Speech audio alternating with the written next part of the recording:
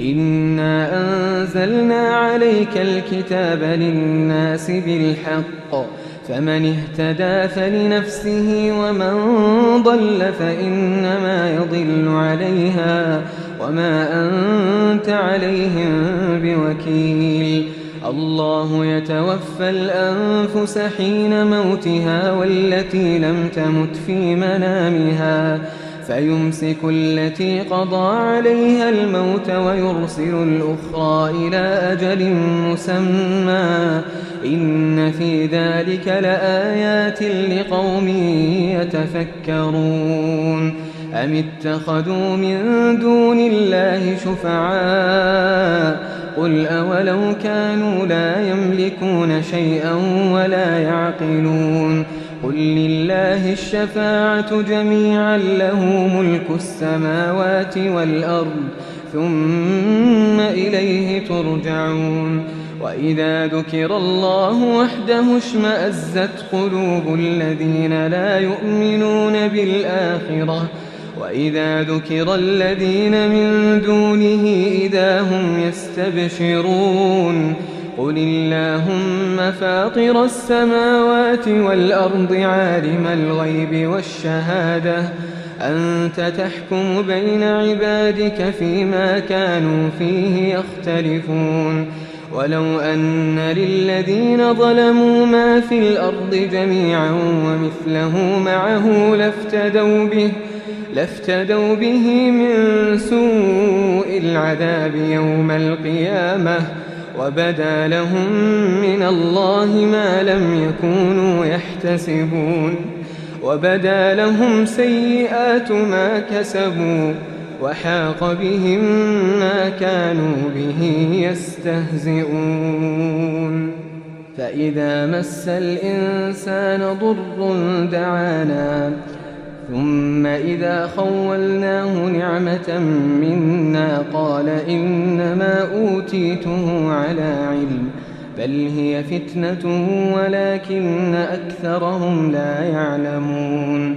قد قالها الذين من قبلهم فما أغنى عنهم ما كانوا يكسبون فأصابهم سيئات ما كسبوا والذين ظلموا من هؤلاء سيصيبهم سيئات ما كسبوا وما هم بمعجزين. أولم يعلموا أن الله يبسط الرزق لمن يشاء ويقدر إن في ذلك لآيات لقوم يؤمنون. قل يا عبادي الذين أسرفوا على أنفسهم لا تقنطوا من رحمة الله إن الله يغفر الذنوب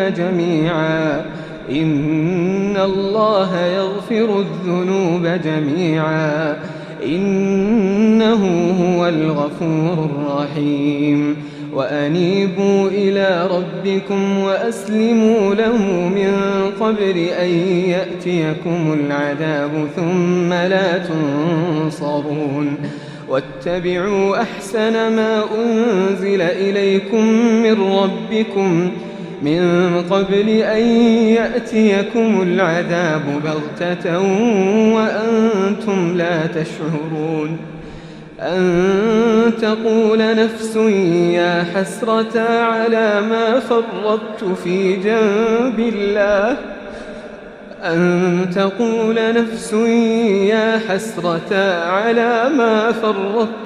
جنب الله وإن كنت لمن الساخرين. أو تقول لو أن الله هداني لكنت من المتقين.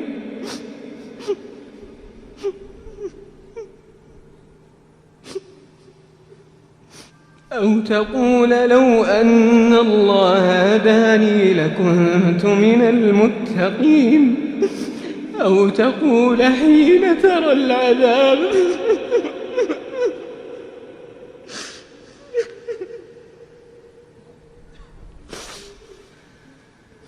أو تقول حين ترى العذاب لو أن لي كرة فأكون من المحسنين بلى قد جاءتك آياتي فكذبت بها واستكبرت وكنت من الكافرين ويوم القيامة ترى الذين كذبوا على الله وجوههم مسودة أليس في جهنم مثوى للمتكبرين وينجي الله الذين اتقوا بمفازتهم لا يمسهم السوء ولا هم يحزنون الله خالق كل شيء وهو على كل شيء وكيل له مقاليد السماوات والأرض والذين كفروا بآيات الله